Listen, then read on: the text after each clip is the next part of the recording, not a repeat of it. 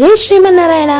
జనరల్గా ఎవరిదైనా కళ్యాణం అయితే పెళ్లికొడుకి పెళ్లి కూతురికి మనము మంగళ స్నానాలు అయితే చేయిస్తాం.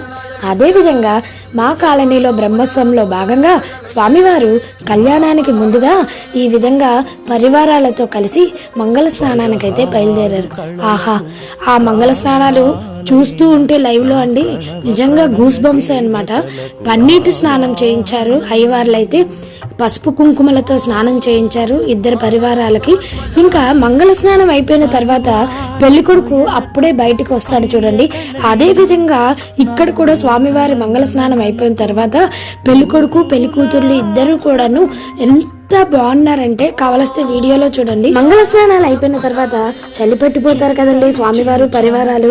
అందుకే వెంటనే అయ్యవార్లు స్వామివారికి పరివారాలకి ధూపం అయితే వేశారు. మేమైతే శ్రీనివాస కళ్యాణం చూస్తున్నట్లేదు, మా ఇంట్లో ఎవరిదో మా సొంత వాళ్ళ మ్యారేజ్ చూస్తున్నట్టు అనిపిస్తుంది.